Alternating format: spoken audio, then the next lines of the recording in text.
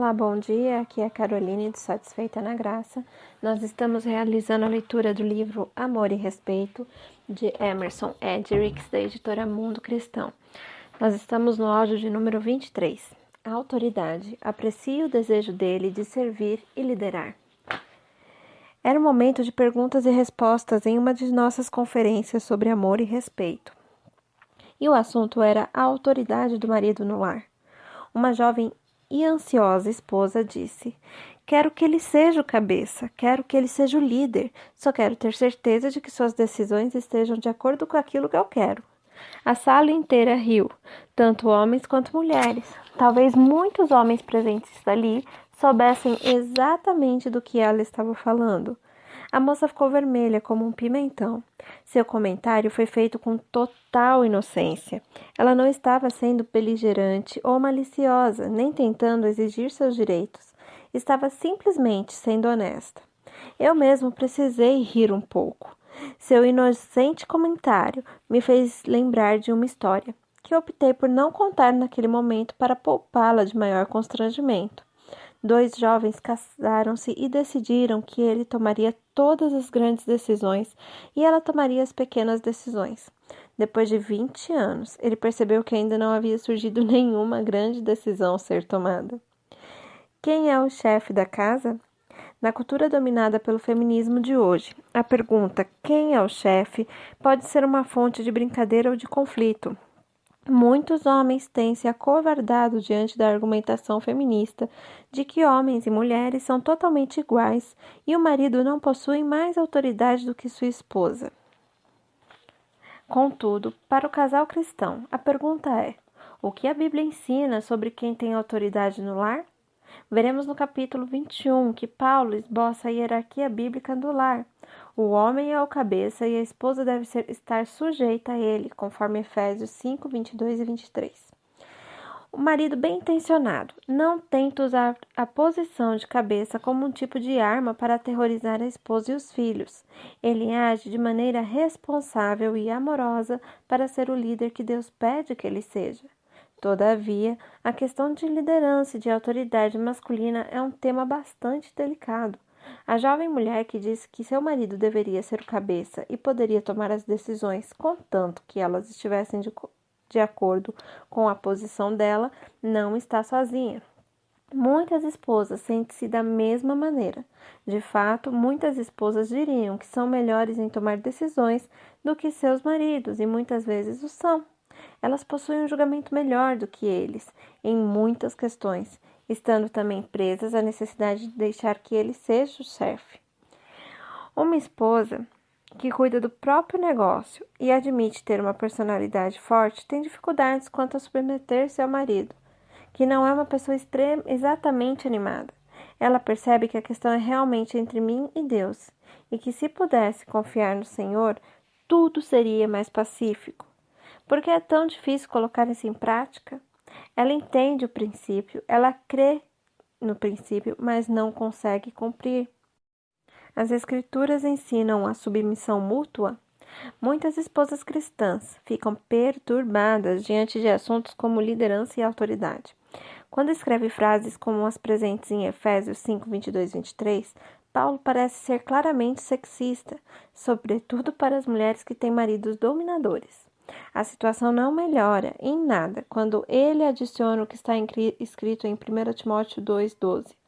Não permito que a mulher tenha autoridade sobre o homem, esteja, porém, em silêncio. Nos últimos anos, tem havido um movimento na igreja entre alguns estudiosos e professores que sugere que a Bíblia fala sobre submissão mútua, ou seja, que homens e mulheres devem ser igualmente sujeitos um ao outro. O texto usado para defender essa posição é Efésios 5, 21. Sujeitem-se uns aos outros por temor a Cristo. De acordo com o ponto de vista da submissão mútua, Efésios 5, 21 significa que todo cristão deveria estar sujeito a outro cristão, e esposas e maridos especialmente deveriam estar sujeitos uns aos outros. A ideia por trás da submissão mútua, nesse sentido, é que a esposa não deve submissão especial de nenhum tipo ao marido. Mas se isso for verdade, é difícil explicar Efésios 5:22, onde lemos que é dito claramente às esposas que elas devem sujeitar-se cada uma a seu marido como ao Senhor. Como poderá ser visto com o capítulo 21, a palavra grega para submeter é upotasso, que significa qualificar abaixo ou colocar debaixo. Quando uma esposa se colocar debaixo da proteção e provisão do marido, haverá momentos em que surgirá desacordo. Impasses reais também podem acontecer. Se uma decisão deve ser tomada, a esposa é chamada a ceder ao marido, confiando que Deus vai guiá-lo com base no amor por ela e na condição de que de cabeça responsável do casamento. Sendo assim, o que Paulo quis dizer quando escreveu para que os cristãos deveriam submeter-se uns aos outros? Para maridos e esposas, creio que a resposta é encontrada em amor e respeito. Se marido e mulher têm um conflito sobre como gastar dinheiro, por exemplo, o marido submete-se à esposa a satisfazer a necessidade dela de sentir que ele a ama apesar do conflito. Ele se submete à sua necessidade de amor.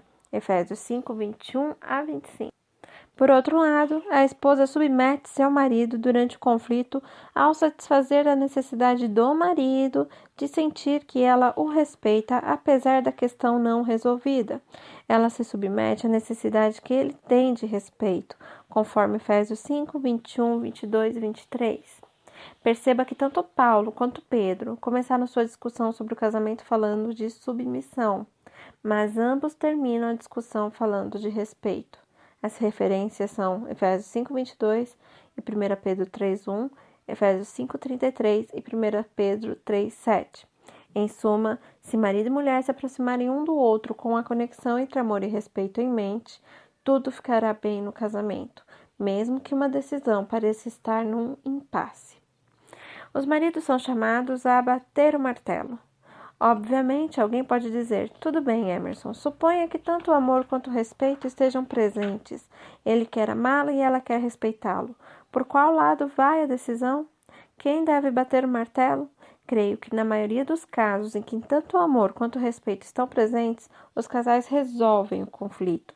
Duas pessoas bem-intencionadas, que se sentem amadas e respeitadas, quase sempre descobrem uma opção criativa que resolve o conflito. Quando amor e respeito estão presentes no casamento, marido e mulher processam as coisas de maneira muito mais sábia. Eles aceitam o fato de que certo grau de conflito é inevitável no relacionamento conjugal. À medida que a conversão progride, nenhum dos dois impõe sua posição. Ninguém perde emocionalmente. Propostas são feitas para resolver o conflito. Há ofertas e contra-ofertas, a dar e receber. Tudo isso resulta num rumo de ação que faz sentido para os dois. Paulo ensina claramente que existem 3 momentos em que as esposas devem se submeter a seus maridos como cabeça da casa.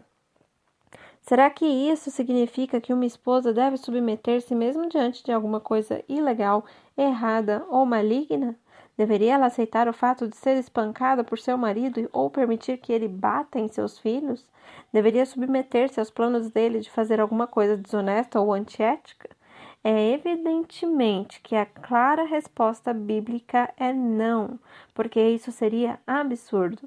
Por agir dessa maneira, este homem não é um marido de boas intenções e perde seu direito de ser o cabeça e de ser seguido.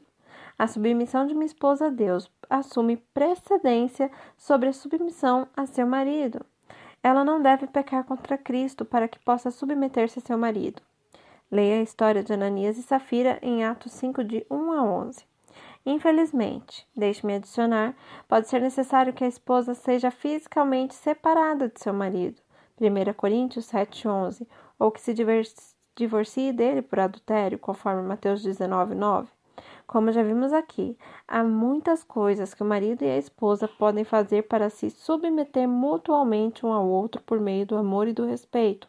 Mas quando é necessário que alguém seja o responsável, o marido é aquele que deve fazê-lo.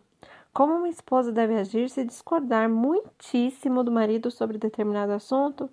Vemos um conselho em 1 Timóteo 2,12. Paulo escreve: Não permito que a mulher tenha autoridade sobre o homem, esteja, porém, em silêncio. Se por acaso Paulo escreveu alguma frase sexista, esta é o melhor exemplo. Mas a Bíblia não é sexista. A Bíblia está compartilhando o que a mente hebraica entendia sobre sabedoria e verdadeira autoridade. Como discutimos na parte 1, as mulheres podem ganhar os maridos sem uma palavra sequer, mas pela conduta honesta e respeitosa. 1 Pedro 3, de 1 a 2. Por acaso, Pedro está dizendo que as mulheres são insignificantes? É claro que não. Ele está dizendo que seu espírito quieto e gentil vai derreter o coração de seu homem. Se vocês estiverem passando por um conflito e você permanecer respeitosa e quieta, ao mesmo tempo que se distancia um pouco em vez de pregar, discursar ou criticar, o que ele fará? Bem, depende.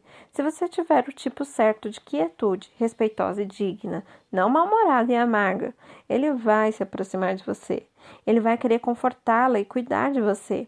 Em essência, ele vai querer mostrar amor. Para o marido bem-intencionado, o comportamento quieto e respeitoso da esposa agirá como um imã. As feministas dizem que a Bíblia despreza as mulheres. O fato é que a Bíblia, na verdade, eleva as mulheres e lhe dá conselhos sobre como perceber seus desejos mais profundos. Você não precisa brigar, não precisa forçar e debater-se para entendê-lo à medida que se aproximar e o ver simplesmente afastar-se com frieza. Existe outra maneira de obter o amor dele, e a Bíblia nos diz qual é. Seu comportamento calmo e respeitoso vai ganhá-lo. Essa é a chave para o poder. Você obtém o que deseja ao dar-lhe o que ele quer. A autoridade deve vir com a responsabilidade. Seu marido deseja que você reconheça que ele é o líder, aquele que está investido de autoridade. Ele não quer isso para espezinhá-la ou tratá-la como inferior. É apenas para dizer que, uma vez que Deus fez o marido responsável, ele precisa de autoridade para cumprir essa responsabilidade. Nenhuma organização que funciona bem pode ter dois chefes. Um casamento estabelecido com dois iguais na liderança está destinado ao fracasso. Essa é uma das grandes razões de que as pessoas se divorciam à torto e à direito hoje em dia. Em essência, esses casamentos não possuem ninguém na posição de responsável. Deus sabia que alguém precisava ser o responsável e é por isso que as Escrituras claramente ensinam que, para que as coisas funcionem, a esposa é chamada a aquecer o seu marido. É comum as esposas me dizerem que se submeter ao marido significa sepultar seu cérebro e transformar-se num capacho. Se você quer trabalhar com seu marido para alcançar decisões mutuamente satisfatórias, na maior parte do tempo, siga este princípio. Fale claramente a seu marido que você o vê como tendo 51% da responsabilidade e, portanto, 51% da autoridade. Diga-lhe que você o vê como possuidor de mais autoridade porque ele tem mais responsabilidade diante de Deus. A responsabilidade de morrer por você se for necessário. Minha previsão é de que a natureza de suas brigas e os seus desacordos vai mudar totalmente. Assim que for clara sobre a autoridade dele, ele não sentirá que você está tentando ser a chefe. À medida que você se submete, o que significa apenas reconhecer a autoridade que é biblicamente atribuída a ele, você não será um capacho. Na verdade, você conseguirá muito mais coisas do que alcançaria se defendesse seus direitos, o que em geral é sinônimo de uma atitude desrespeitosa. Muitas pessoas estão de tal modo concentradas em seus sentimentos e temores que ignoram os sentimentos e temores do marido. Ironicamente, quando uma esposa teme que vai ter de deixar de pensar, ela cria nele o medo de que venha a ser chamado de desmiolado. E temendo que se torne um capacho, ela cria nele o medo de que ele seja pisoteado. Muitos maridos teimam e resistem aos pedidos da esposa para enviar a seguinte mensagem: você não manda em mim. Nossa cultura secular e feminista gosta de afirmar que os homens são dominantes no lar, e a verdade é que alguns de fato são. O mais comum, porém, entre casais bem-intencionados, é que se há uma centena de decisões relacionadas à família em um período de 3 meses, a esposa terá uma forte opinião em 99 delas, e a opinião dela, com frequência, será respeitada e terá forte influência. Infelizmente, em muitos casamentos, os dois cônjuges podem ter boas intenções, mas nem sempre ter bom senso. O homem pode querer impor-se, a esposa pode parecer impetuosa e coercitiva no lar. Ela não é assim fora de casa, mas entre a família, com ele, ela fica agressiva. Outra estratégia positiva para muitas esposas pode ser a de aquecer mais ao marido. Costumo ouvir muitas esposas reclamar que o marido está muito desconectado e é passivo em relação aos assuntos da família. Mas por que ele é passivo? É muito provável que no passado, em todas as vezes que ele tenha tentado apresentar uma solução, ela tenha tido uma ideia melhor. Depois de um tempo, ele simplesmente deixa que ela conduza as coisas. Se esse for seu problema, submissão, respeito e quietude vão envolver seu marido e trazê-lo para fora. Isso não abafa você e nem diminui a sua igualdade. De fato, criará a verdadeira igualdade entre vocês. Quando você declara abertamente que seu marido tem 51% da responsabilidade, isso de fato oferece a você mais base para compartilhar a opinião que está no fundo de seu coração. Lembre-se, o marido está agindo de uma maneira dominadora. Ele, em geral, o faz porque está tentando manter o controle. O raciocínio tolo dele lhe diz que, se permanecer em completo controle, ele será respeitado.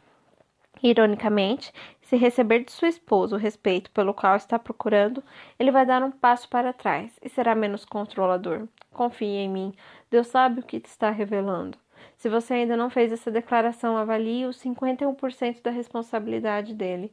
Faça isso agora. Que mensagem você deseja mandar?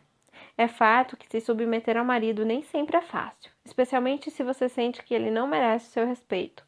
Uma mulher escreveu para dizer que agiu de maneira muito desrespeitosa com o objetivo de enviar ao marido a mensagem de que não se sentia amada. Ela achou que isso motivaria a amá-la e apreciá-la mais. Contudo, ao mesmo tempo que fazia isso, ela não apoiava os esforços dele, depreciava suas atividades, condenava suas decisões, resistia ao seu conselho, não era amigável e não tinha interesse na intimidade física. Ela disse: achava que, se fizesse tudo isso, ele receberia a mensagem de que eu estava magoada, frustrada e irada, e que viria a mim com compreensão e amor. Mas ela chorou quando percebeu que o ferira a ponto de ele não querer mais fazer sexo com ela. Vários anos se passaram até ele voltar a se abrir emocionalmente. Apreciar e respeitar o desejo de seu marido de servir você e liderar a família exige fé, coragem e força de sua parte. Mas afirmo que isso vai funcionar. Como minha esposa me disse, em minha mente o retrato de um casamento perfeito não é necessariamente aquele que Deus planejou para mim. Por fim, percebi que quando me submeto ao controle de Deus e paro de tentar orquestrar as minhas ideias, tudo se encaixa no devido lugar. Conceda autoridade a seu marido, como as Escrituras descrevem, e as coisas terão muito mais chance de se encaixar no devido lugar. Se você tentar diminuir a autoridade dele ou rebelar-se sutilmente a ela, o ciclo insano voltará à vida. Algumas dicas. Ele sentirá que você aprecia a autoridade e liderança dele quando você disser que é agradecida pela força dele, que gosta de poder apoiar-se nele de vez em quando. Você apoiar a autoimagem dele como líder. Você nunca disser: você é o responsável, mas ainda somos iguais, portanto não tome uma decisão com a qual eu não concorde. Você elogiar as boas decisões dele. Você for graciosa se ele tomar uma decisão ruim. Você discordar dele somente em particular e honrar sua autoridade na frente das crianças. Você apresentar as razões da discordância de maneira calma e razoável, sem jamais atacar o direito dele de liderar. Você não fizer uma guerra de liderança com ele para depreciá-lo e transformá-lo num pacificador amoroso. Terminamos o áudio de número 23. Amanhã nós voltamos, se Deus permitir. Tchau, tchau.